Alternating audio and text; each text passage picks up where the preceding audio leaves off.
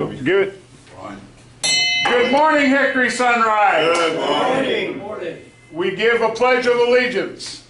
I pledge allegiance to the flag of the United States of America and to the republic for which it stands, one nation under God, indivisible, with liberty and justice for all.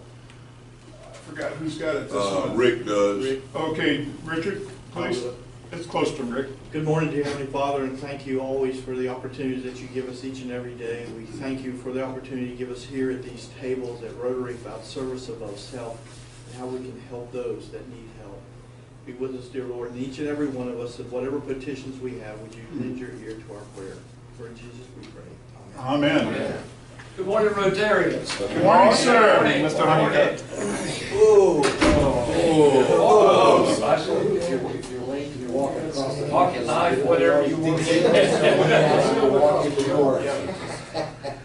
All right, just please don't talk to him. He's covered. He's covered. He's glad to help and assist. All right. Excuse me. Okay. Never mind. I'm not sure what's going on. All right. First thing, Ron Lee. Yeah. Do we have, whoa. Do we have everything in order, perimeter, everything covered? Everything is good shape. Nobody has come into our perimeter. Okay. Including Donald. He's on his way.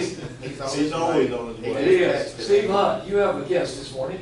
I do. Would you be kind enough to introduce your guest? My guest this morning again is Dr. Ryan McCrary from CVCC K64 Initiative. Mr. Honeycutt, I think we need to congratulate Steve for filtering a nice shirt from the athletic department. You know, that's the fault. There has to be a story about this, Steve. You could either put $1 on the table or tell the story. You got to pay $1 anyway if you talk. So you might as well. Speaking of talking, one thing they mentioned about having. I heard the door again. Sir. I have to leave her, okay? All right, good. Any more? Well, I might, because Donald just sent me a text. Rick, will you take over for me today? Yeah, he said, and I told him you weren't here, so I was doing it. Very good, very good. Occasionally we will ask, and I picked this up when I was in the last club up there, and they call it happy thoughts, or anything that you want to say. It will cost you $1 to say it. You know, if it's dealing with family, if something else has happened in your life, you'd like for other members to know about it. Does anyone have a happy thought or a positive thought today? Yes. I have a happy thought. If All right, you don't mind. stand please. Okay, great. All right, thank you. But I'm so excited about it, I'd rather make it $5. Oh my God. Whoa! Okay, good deal. I'm sorry, but I have to brag, gentlemen. I don't know if anybody caught this in the paper last week, but my grandson was on the front page of the... I did see the name, and I was going to ask you about that. He scored 4 touchdowns, ran for 242 yards, and yesterday he was presented with the Golden Helmet Award for last week. Good deal. Thank you. You're so, oh, congratulations. Anyone else for happy thoughts? Okay, Jenny, on the front cover of the Rotarian magazine, what is on the front cover? It says Rotarian. Be a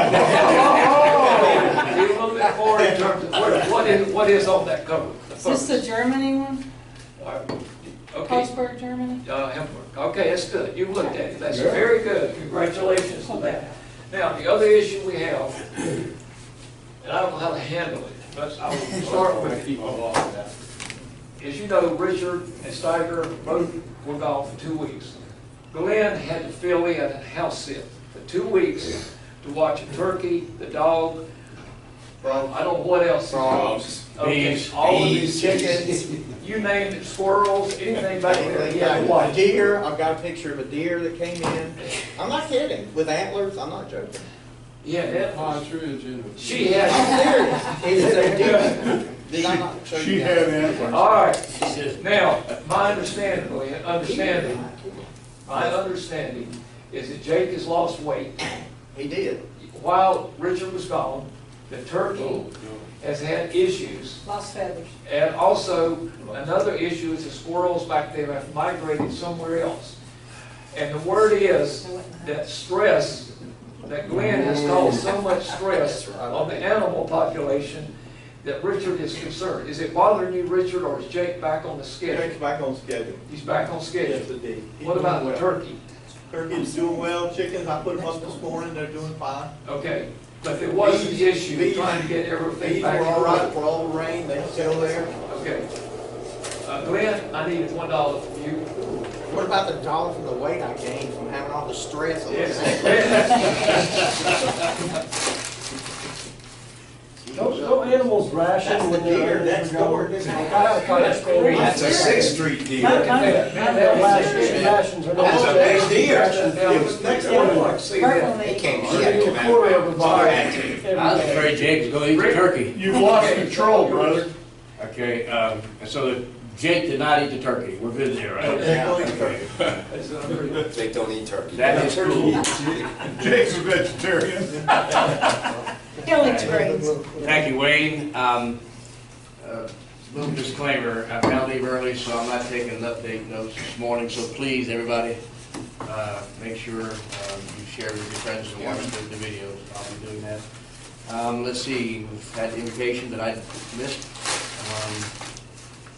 Phil, we have had programs in the past on Alzheimer's, and CART has become very, very special to this district. I noticed when I went to other Rotary clubs, they had the blue buckets out too. And many of us in this room have been touched by Alzheimer's. So would you please, at this time, sir, share with us what Rotary is doing in that regard? I certainly will, thank you. Having spent many, many years of my working career in the realm of technology, I have brought with me a nice PowerPoint presentation in my laptop. And as you can see, We have a cursor. we will be able to watch the arrow move around during the course of my presentation. So, being well versed in technology, I came with a backup for my PowerPoint. Does your computer have a Windows key? It does. If you press the Windows key and then the letter P, That's right. and it didn't work. Didn't work. No, that's all right. Sorry. So, I have, before we start, exciting news. As you all know, I'm very troubled in our club by the exorbitant, onerous, say that right? Onerous? Onerous fine. Well, it depends on what the rest of the sentence is. I know. my English grammarian That's contextual. level of fining that goes on. So, you need to pay close attention because at the end, there will be a quiz. You'll have an opportunity to gain yourself get out of Wayne free cards. Oh, All right. oh boy, those are popular. All right, so we'll talk about polio first. Polio is a virus infection, by the way. It's caused by the polio virus. It's the whole lingo is poliomyelitis. It has been known as infantile paralysis. And polio, working on polio, was one of the things that started the March of Dimes. The March of Dimes program now really focuses on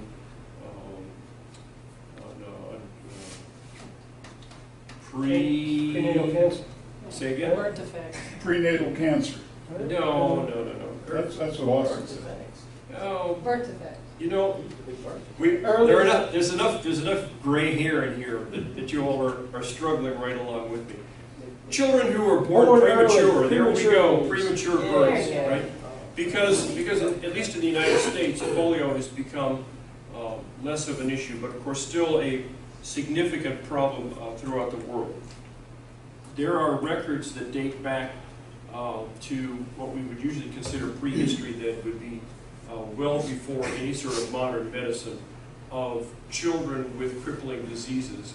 And we expect that probably was some of the early bits of polio. It was formally identified in England in 1789, but of course there was no understanding of microbes, so people weren't really sure what was causing it. There were the usual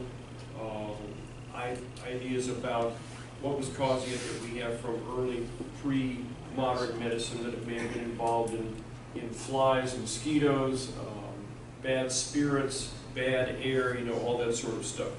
But it really was not until we began to understand viral infections that we really got a handle on what was going on. There were outbreaks reported throughout Europe in the early part of, even as far back as the 19th century. For those of you who are confused by that kind of lingo, that would be the 1800s. I wish we'd do something about our number system, so the 19th century would be the 1900s. That would be in the early 1800s. First outbreak in the U.S. in 1843. So it goes back to before the Civil War here in the U.S., when there were recordings of outbreaks. Outbreaks usually in the United States especially have occurred in the summer or early fall. And this was an interesting clue for epidemiologists as to what was going on. Consequently, there was that great theory that it was transmitted by mosquitoes because of the outbreak of mosquito-infected infestations during that time of year. The miracle of hickory that we've talked about before and we'll be talking a whole lot more about because we've got an anniversary coming up in 2019. The miracle of hickory happened in 1944. There was a huge outbreak of polio that summer, overwhelming health care. And so in a matter of literally tens of hours, construction and tents and stuff happened in Hickory to make a temporary hospital for the treatment of polio. And it was at that hospital that, that hospital setting, it was really multiple, well look, it's good to know that databases are out of date. Yes, indeed. Thank you very much. And we still have the cursor, yes. So we'll watch the cursor as it moves around during my presentation. So, 1944. Interesting treatment happened during that time. There were varying thoughts about how to treat victims of polio. And the miracle of Hickory, the treatment that was tried, were hot compresses and massage kind of work to work on the muscles, and apparently had pretty good success with that. Look, Wow. my goodness. We're up at Mount Katahdin. We are on top of Katahdin. Well, Welcome to Maine. well, maybe we'll just a little slow to get going here.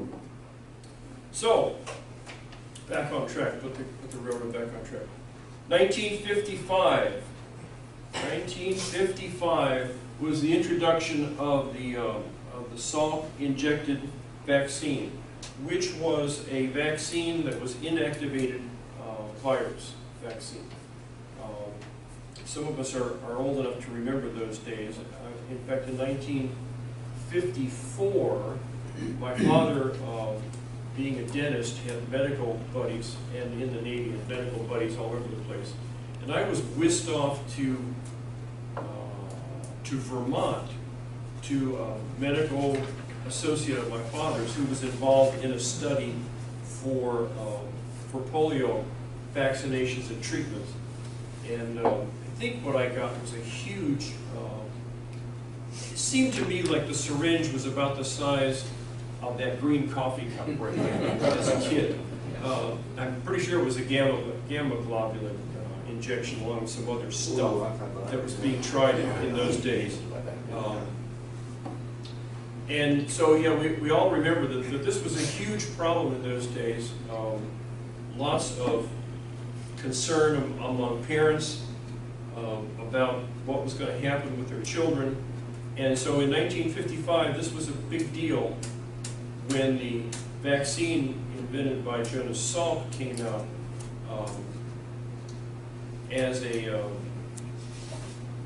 as a help for that.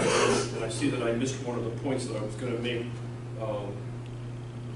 As you see, the peak of the disease in the U.S. occurred in 1952, where there were 21,000 cases of paralytic polio reported. Phil, how widespread was that in the U.S., that outbreak? They occurred more in the South than they did in the North. And we think now that was probably due to the fact that we now understand that polio is transmitted orally, that is, it invades the body through ingesting material orally, generally from contaminated water, or as sometimes we think of it, swimming in the toilet bowl of public swimming pools, or swimming holes that weren't treated against that. So that's why we think there seemed to be more in the South than there was in the North. But yeah, it cropped up all over the place. And it would crop up in little hot spots, because because it is a human-to-human infection, no other agent involved in it. It pretty much took concentration of people in a poor sanitary situation. So now we're back on track. The Sabin oral polio vaccine was introduced in 1961. This is a vaccine that uses live, but attenuated, but live virus. And it gained popularity because it was so much easier to give orally rather than in a series of injections like it was for the Salk vaccine. Do we have people in the room who remember getting polio shots? Mm-hmm. Yeah. Okay. So right. So that happened to us with that vaccine. Do you remember the term dog days? We weren't allowed to go, in Ohio, we weren't allowed to go swimming during the dog days when Cirrus was in the sky. There you go. Yep. That's a little astronomy note that has to do with the constellation Canis Major.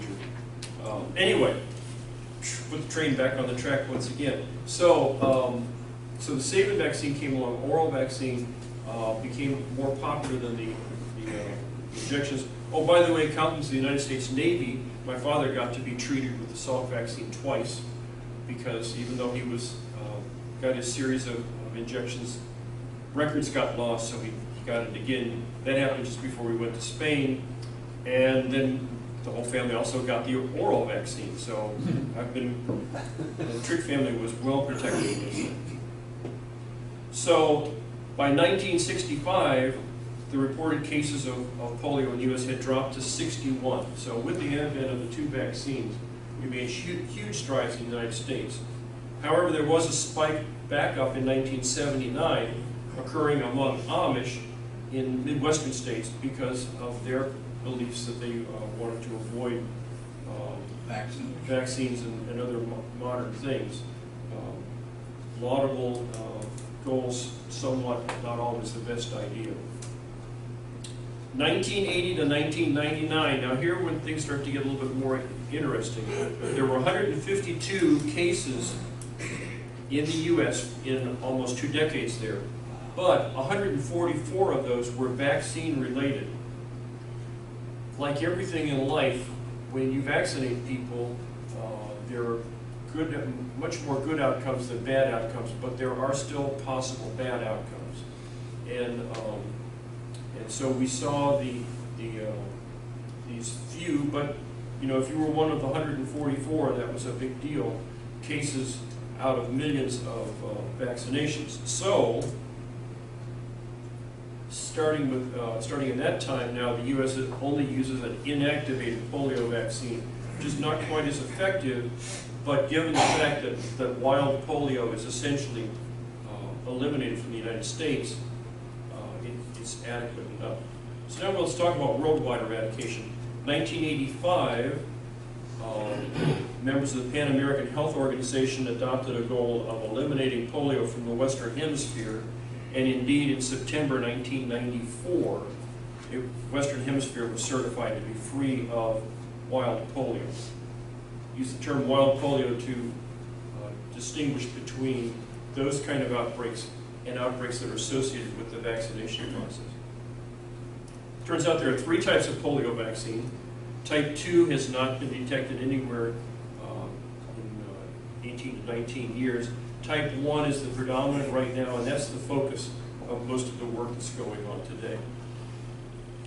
So, this year, we're down to 17 cases of wild polio, year to date. That number is in flux. As you know, it all hinges on how things get reported. But we're certainly way, way down. We're not quite eliminated, but we're doing real good. 13 of those in Afghanistan, 4 in Pakistan. I might repeat that for you. This might be of interest to you later on. 13 in Afghanistan, 4 in Pakistan. It's 2 STAN countries. All right. So why is this a big deal? It's a big deal because we're vaccinating all over this planet against polio, and so far in 2018, we have 41 cases reported of a vaccine-derived polio, then 17 from the wild. So we're almost at the point where we really need to get this done because we're causing as many cases almost. And it is a very, very, I keep saying it's very, very low percentage, but you still roll the dice whenever you vaccinate. So we really need to get this done because there are 41 cases now that wouldn't have happened if we had, Are those the inactive vaccine, or is that the live vaccine? That's the live vaccine that's used throughout the rest of the world because there are still cases of wild polio going on. The only way we think we'd ever see it in the U.S. would be somebody traveling into the U.S., carrying the virus, and then going through the infection process of oral ingestion of the virus. So it's very low, and the levels of immunity that we get from the virus, the vaccine that we use here, we believe are totally adequate.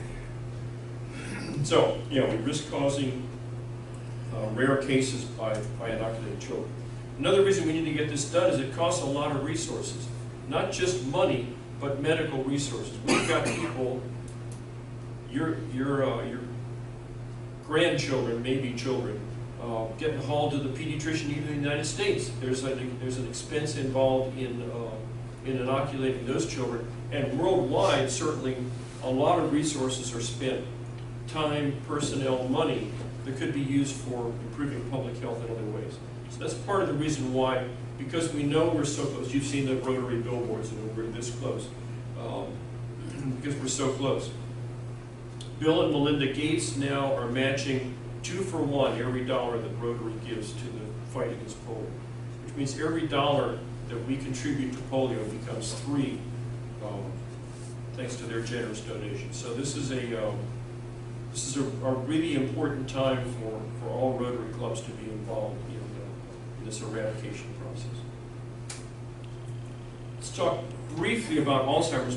We have a presentation coming up, so I don't want to step too much on Alzheimer's stuff. But who in here speaks German well enough to help you pronounce Dr. Alzheimer's first name in German?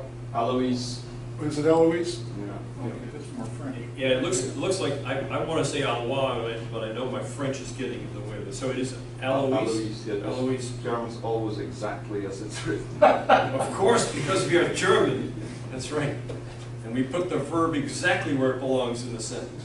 So 1906 was the first description of the disease.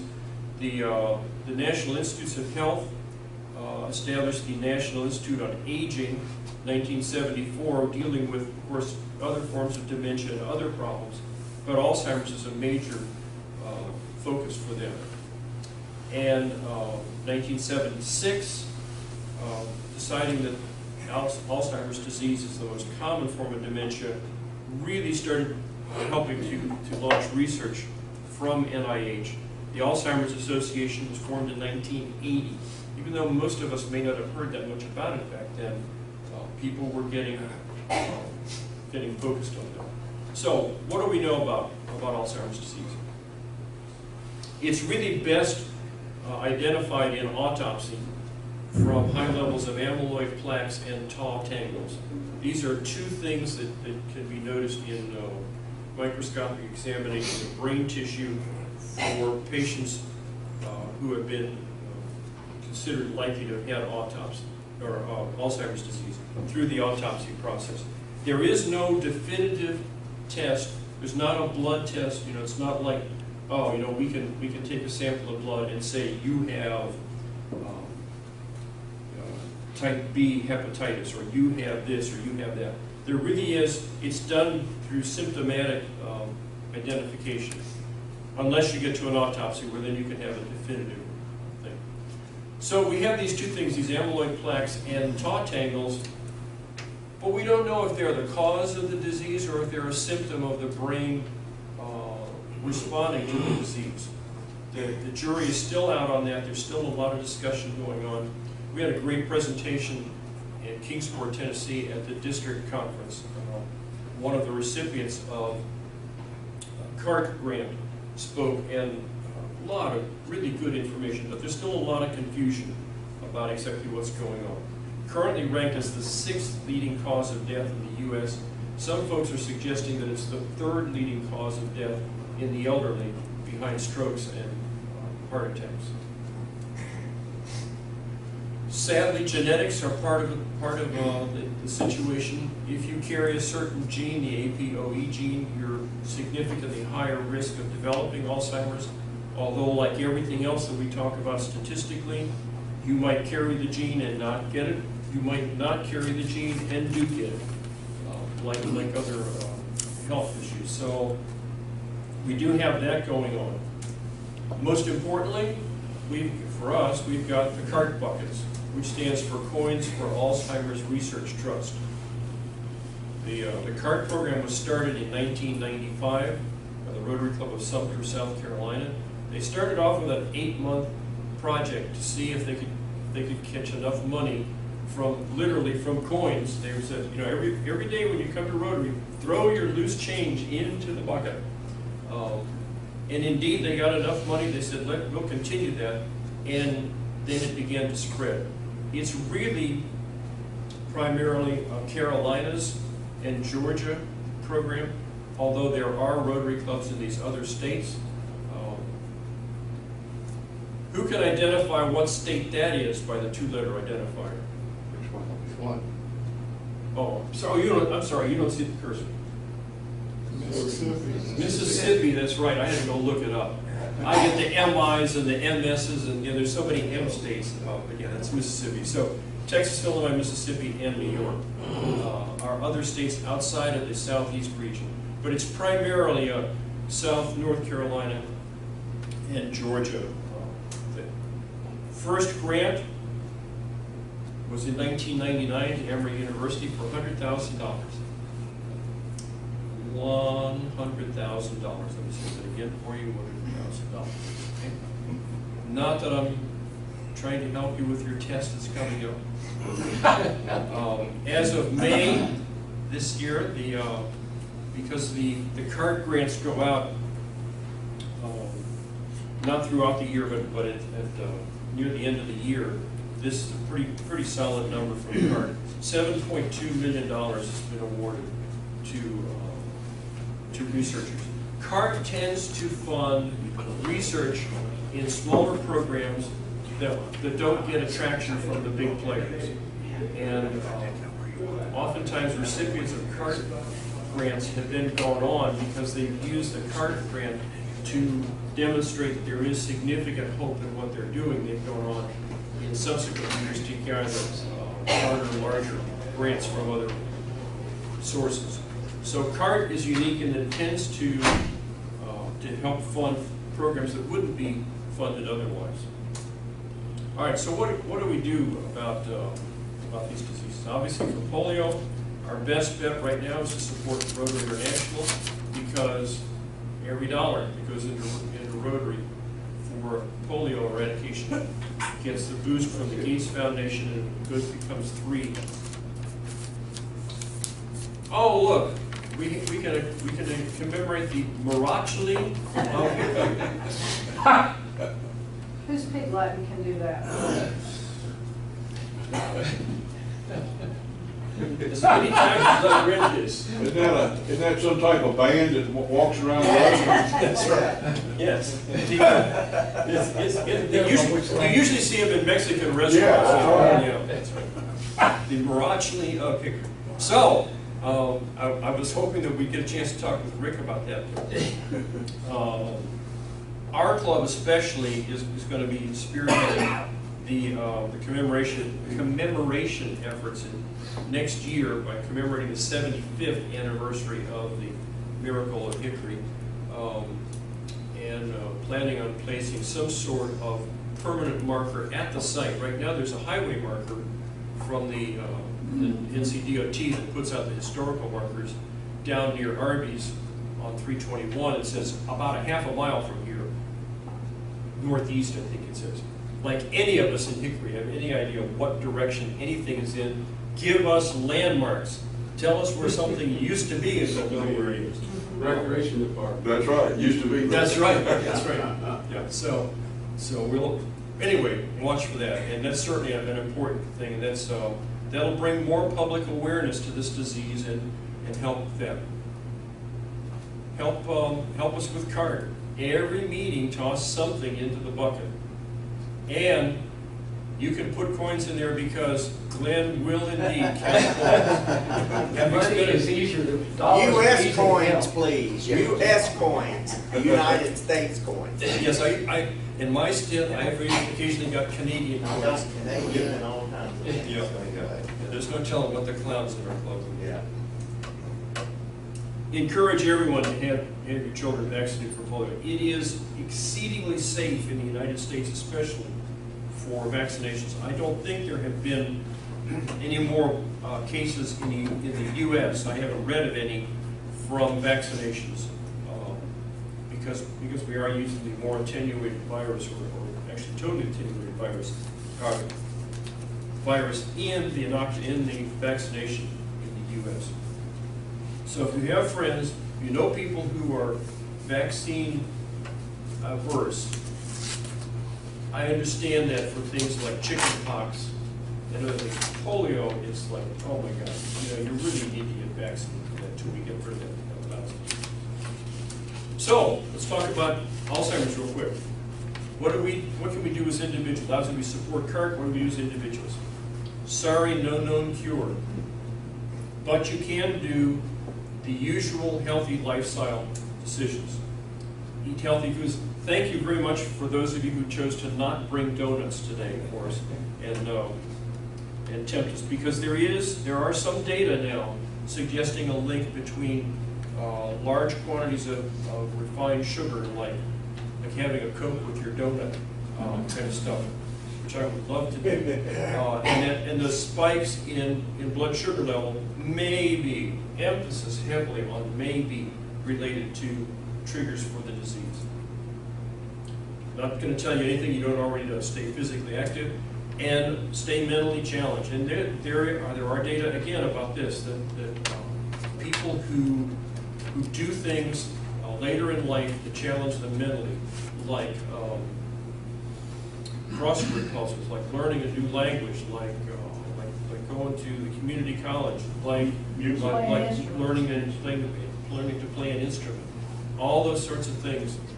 There's significant data out there that says that this may help with that. All right, we come now to the exciting part of the program, the get out of Wayne free cards. Here we go. They're right here. When you use this card, I will pay up to a $2 fine. If you get yourself into a $5 fine, I'm only looking at Bob because I know that he can be the target of a pretty hefty fining. Sometimes through no fault of his own, just because we like to pick on Bob. No. Yeah. Mostly his fault. I like it. Yeah. I will pay up to $2, and whenever you turn in one of the get out of Wayne free cards, I'll also put $2 into the card bucket. Alrighty. Let's see. Ron. Yes. Pick a number between 0 and 11, please. 4. 1, 2, 3, 4. All right, Mr. Seymour, we're going to start with you. Thanks a lot. No, this is good. You have an opportunity to win the first Get Out of Wayne free card. What we're going to do is we'll move to the left from there. If you don't get the right answer, we'll keep moving around until we do.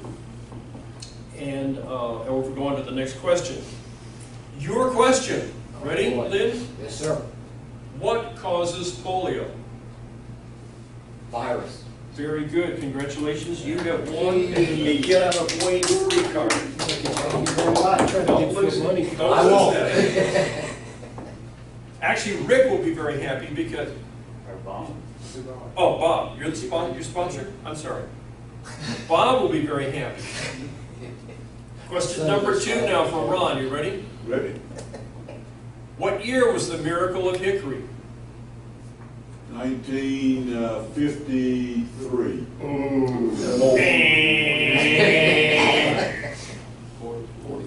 Next.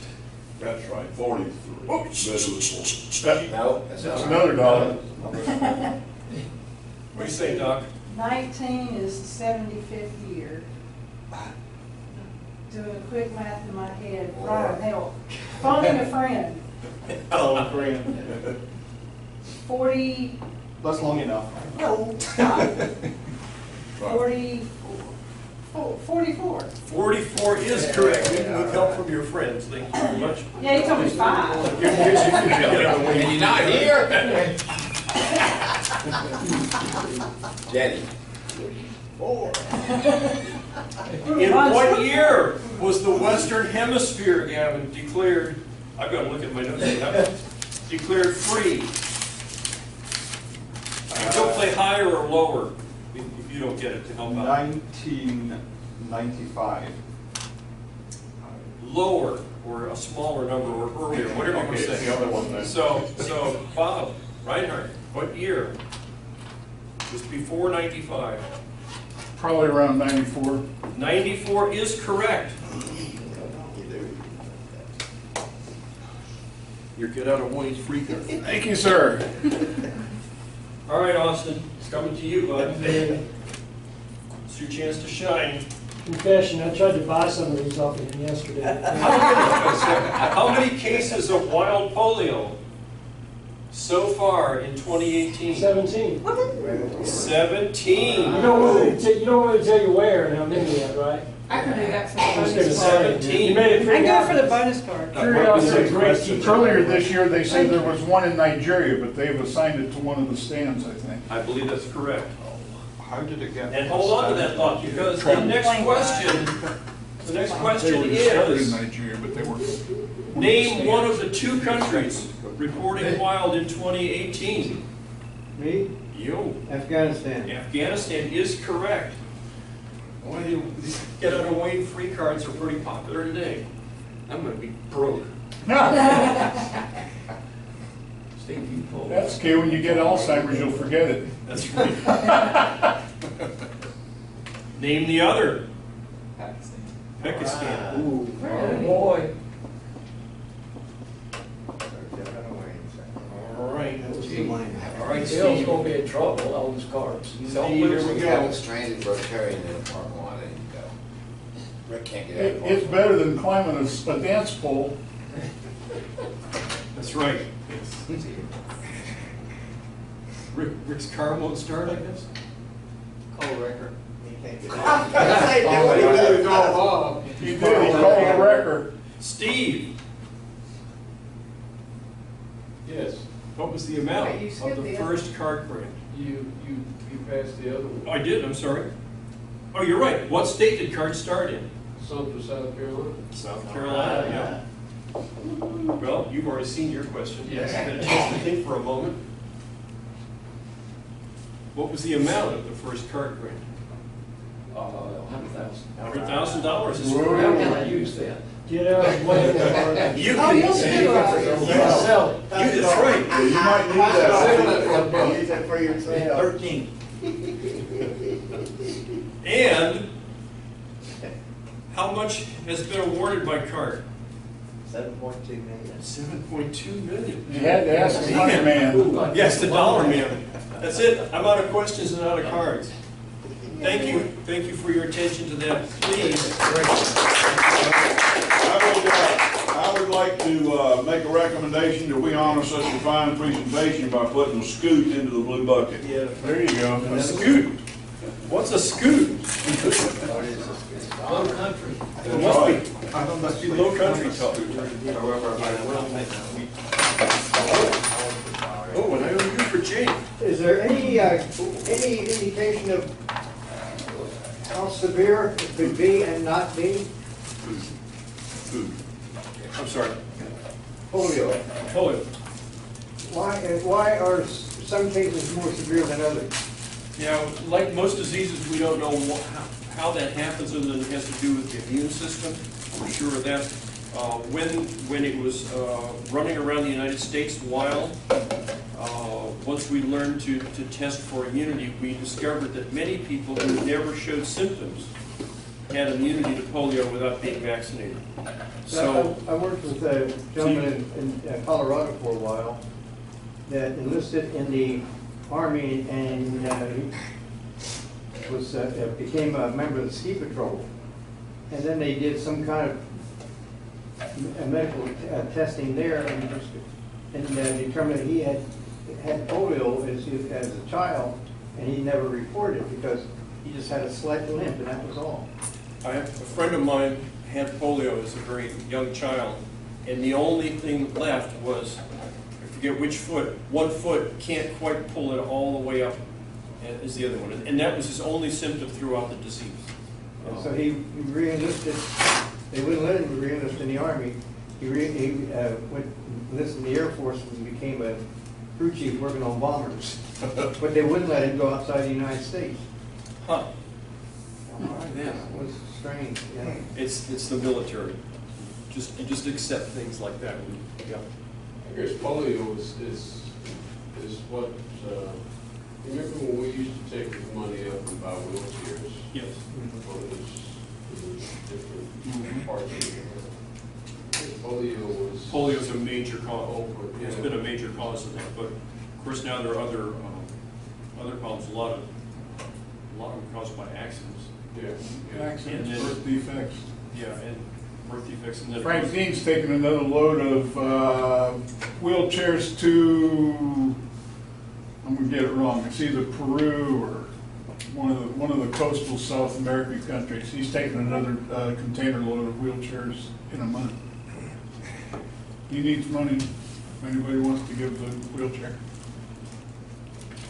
All right. Well, who's I'm taking it. okay.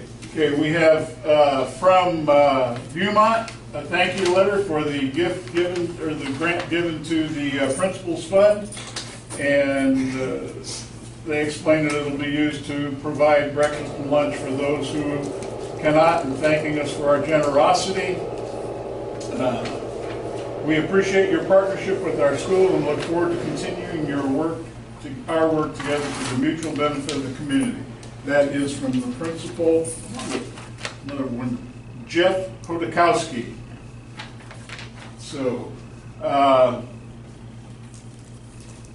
bit of business to think about. We have put Rick's name in as president-elect for next year. If he gets elected or if he gets tired out, we should be thinking about what we're going to do for a president-elect if he cannot fulfill. It denies the person who would take that chair the opportunity to get trained, get comfortable, get an understanding of what the job is, and it behooves us to have a viable candidate in stream to go look at that. And we also need to start getting ourselves to the Rotary leadership training for our offices. When we take an office, we should care enough to learn how it should be done, because through council legislation, procedures, methods, and process are changing as the starch comes out of our collars, our Rotary collar. And we need to have people trained and capable and actively seeking to perform those roles.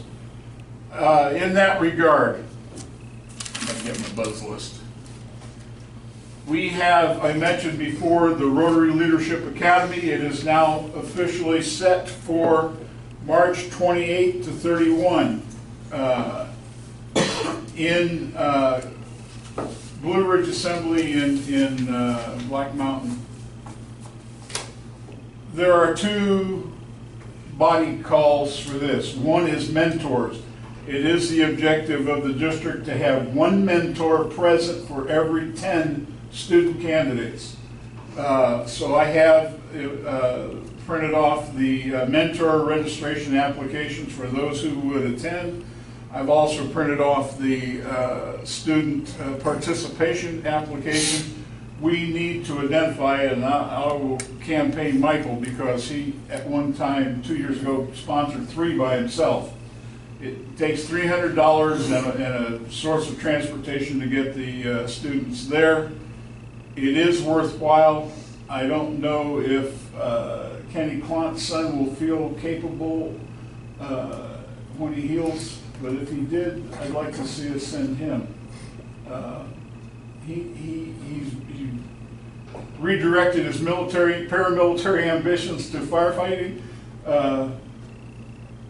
But like Kenny, he has a mind for service and helping others, and this might give him some focus on what he would like to do with his time and energy.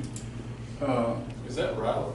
Hmm? You talking about Riley, or is this something different? Rotary Youth Leadership, yeah, Riley. Yeah. Riley, yeah, Rotary Youth Leadership Academy. Yeah, I thought you called it something else. You know, it used to be a week long. Now it's going to be a Thursday through Sunday thing because I don't know if you guys remember, that was the first chair I was given when I joined the club, and had a nice Riley candidate ready from Hickory High, and in the last minute his football coach says he can't go.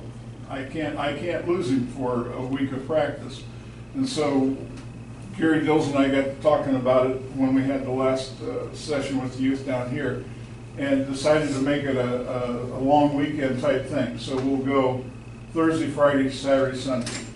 Thursday noon, Friday, Saturday, Sunday, and try to get more students who can actively participate that way. So, and it is worth the time. And there are 2 female, 1 male presenters.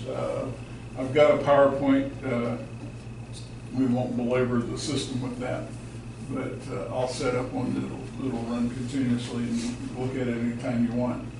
But Riley's alive and well, and we should be looking at sending some candidates to that, or at least one.